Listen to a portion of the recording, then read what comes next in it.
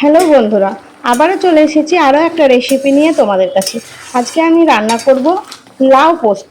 লাউ পোস্ত রান্না করা কিন্তু খুবই সহজ আর অল্প সময়ে হয়ে যায়।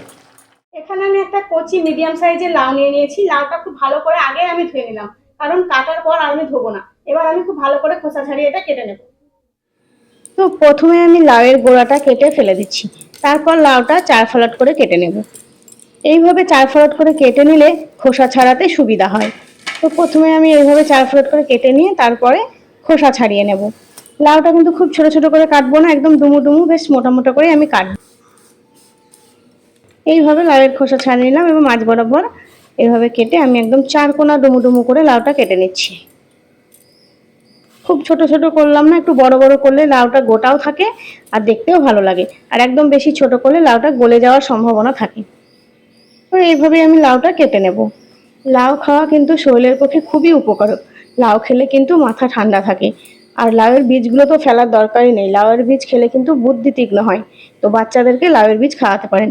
তো সমস্ত লাউগুলো আমার কেটে নেওয়া হয়ে গেছে। এইদিকে গ্যাসের মধ্যে কড়াই বসিয়ে দিয়েছি, কড়াইয়ের মধ্যে দিয়ে দিচ্ছি 2 চামচ মতো সর্ষের তেল। সর্ষের তেলটা খুব ভালো করে গরম করে নেব। তেলটা খুব ভালো মতো গরম হয়ে গেছে, তেলের মধ্যে দিয়ে দিচ্ছি 1/2 চামচ মতো পাঁচফোড়ন। আর দিয়ে দেবো 2টো শুকনো লঙ্কা। শুকনো লঙ্কার পাঁচফোড়নটা একটু তেলে নেড়ে নিলাম। এইভাবে একটু ভেজে নিলে মিষ্টি একটা গন্ধ বেরোয়। এবার আমি এর মধ্যে দিয়ে দেবো লাউগুলো। লাউগুলো খুব ভালো করে নেড়ে চেড়ে আমি তেলে একটু ভেজে নেব, যাতে কাঁচা সবজির কোনো গন্ধ না থাকে। তো এখানে যেহেতু আমি কেটে নেওয়ার আগেই লাউটা ধুয়ে নিয়েছিলাম, তো তার জন্য লাউটা একদম আমার শুকনো শুকনো হয়ে আছে। এটা নাড়তে নাড়তে আপনি জল বেরিয়ে আসবে। এইভাবে লাউটা যতক্ষণ ভাজা হচ্ছে ততক্ষণে আমি মশলাটা করে নেব।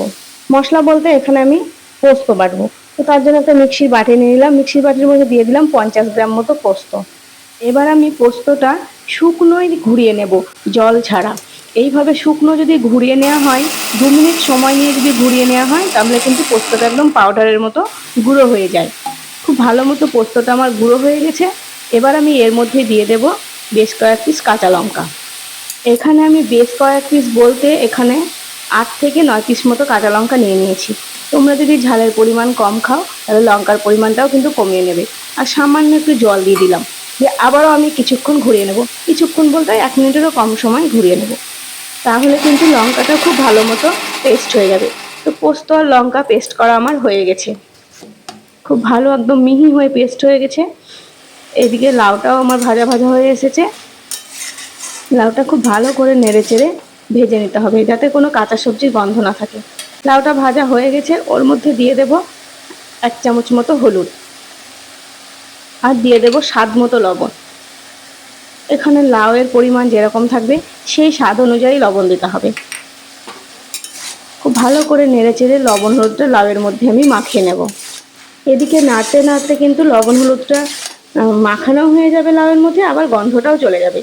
এবার আমি এটা কিছুক্ষণের জন্য ঢাকা দিয়ে দেবো। কিছুক্ষণ বলতে 3 মিনিটের জন্য ঢাকা দিয়ে দেবো। লাউ থেকে জল বেরিয়েই কিন্তু লাউটা সেদ্ধ হয়ে যাবে। 3 মিনিট পর ঢাকাটা খুলে নিলাম। লাউ থেকে কিন্তু অনেক জল বেরিয়ে গেছে আর লাউটাও আমার সেদ্ধ হয়ে এসছে প্রায়। এইভাবে খুব ভালো করে নেড়ে চেড়ে আমি দেখে নেব লাউটা সেদ্ধ হয়েছে কিনা। লাউটা খুব ভালো মতো সেদ্ধ হয়ে গেছে, খুন্তির আগা একদম কেটে যাচ্ছে। এবার আমি এর মধ্যে দিয়ে দেব বেটে রাখা পোস্ত। এখানে আমি 50 গ্রাম মতো পোস্ত আর 8 থেকে 9 পিস মতো কাঁচা লঙ্কা একই সঙ্গে বেটে নিয়েছি। আর পোস্তর বাটিটা ধুয়ে একটু জলও দিয়ে দেব। খুব ভালো করে নেড়ে চেড়ে এবার ফুটিয়ে নেব। এইভাবে লাউ পোস্ত বানালে খেতে কিন্তু খুবই ভালো লাগে। আর এটা একদম নিরামিষ রেসিপি। এটা কিন্তু ঠাকুরের জন্য ভোগ দেওয়া যায়। গোপাল ঠাকুরের জন্য চাইলে এইভাবে লাউ পোস্ত রান্না করে ভোগ দিতে পারেন। তো আমার রান্নাটা প্রায় হয়ে এসেছে, খুব ভালো করে পোস্ত দিয়ে আমি ফুটিয়ে নিয়েছি।